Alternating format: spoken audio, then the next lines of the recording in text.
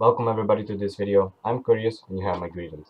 This is gonna be my Fury Protection leveling build that you can use for leveling and tanking in 5-man dungeons while you progress to your leveling in retail once Classic launches. Let's get straight into the build. But first things first, I gotta ask you, are you gonna be doing more questing first and then tanking? If so, you're gonna be going down to the Fury tree first. But if you plan on tanking more, then you are gonna be doing questing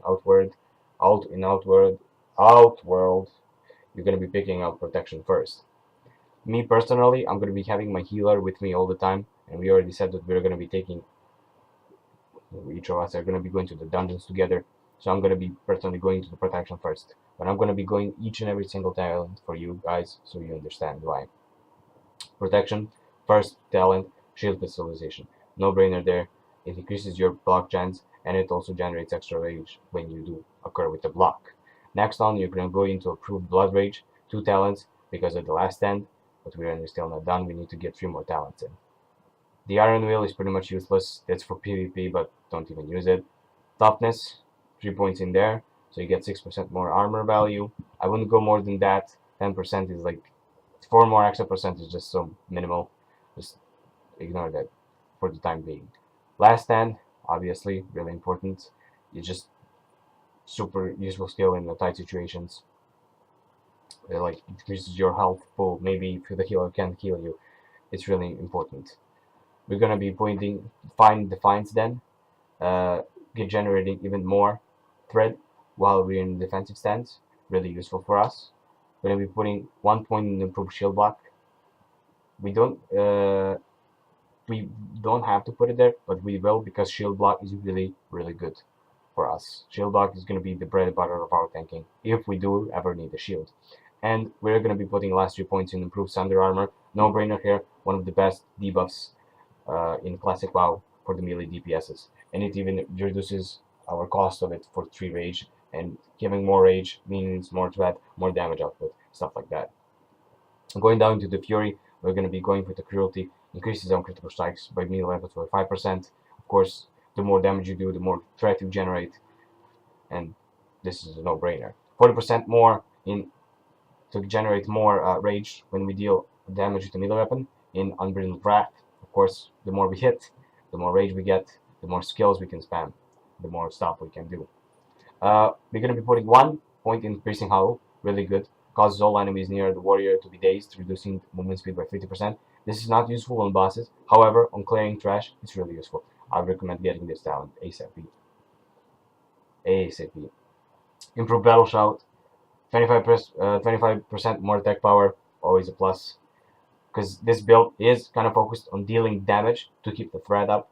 We are going to do everything we can to keep the damage up. Giving us Enrage, giving us even more damage for 12 seconds. Like, this is just amazing talent.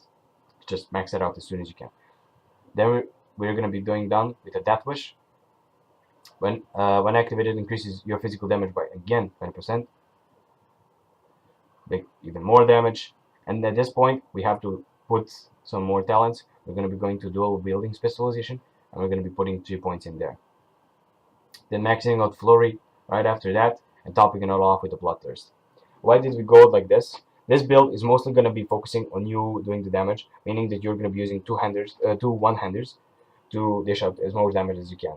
And we have the protection there, in case if you think that you need more tankiness with the shield, it's really going to be viable for you. This build can be used in high-end raids as well, if you feel like your team doesn't have enough damage to back you up. The gear wise as well, it's going to be focusing more on the damage than on the tankiness and mini-gaining damage, but don't be afraid too much to run with this, because most of the time the healers can just keep up with the healing damage you take. If you feel like you can't tank, you feel you're being a little bit scared, maybe just go full protection. If your team has enough damage, it's not going to cripple you. This is just something for the leveling base that's going to help you, so you don't have to switch talents so often.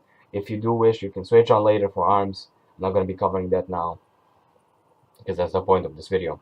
Also, one more thing, while we're at it, as a warrior, always make sure that your first aid is leveled and that your cooking is also leveled.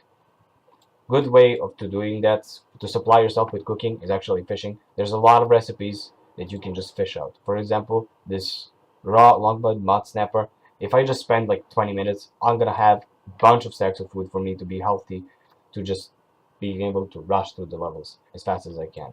Also, when you're killing, make sure to use the hamstring and rend guiding method.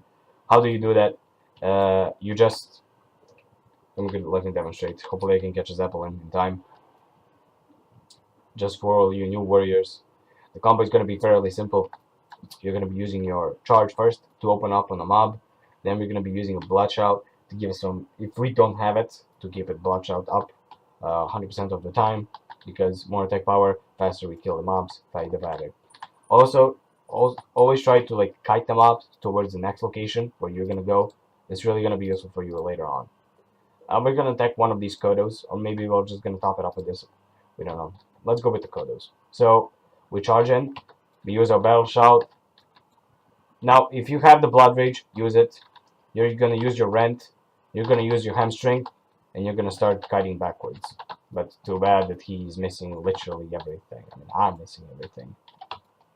What this is going to allow you to do is to trade attacks. As you see, his attacks is much faster than yours. Don't even try to face tank him. Just try to mitigate as much damage as you can with kiting backwards and abusing the fact that you're trading 1-for-1 kills. This was a little bit sloppy because you saw I missed 2 times the render and I missed the hamstring, so I took a lot of damage. And this is pretty much how you would suffer even greatly if you don't use the method.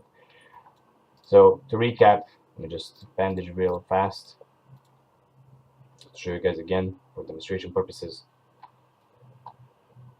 and then I'm gonna finish off this video. So we're gonna charge in. Well, check.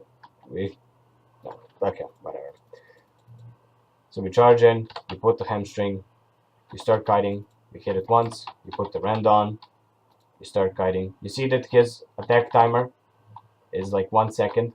Ours, is like 2 seconds, and we're using a one-hander. If we were using a two-hander, it could be up to 3 seconds or more.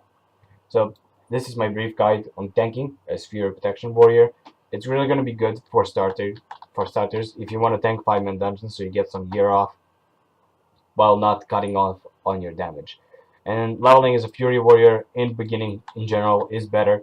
You can also just roll down to the Fury talents right away if you don't want to tank the dungeons, like I said. But if you do, rush to the protection talents. It's going to be really useful.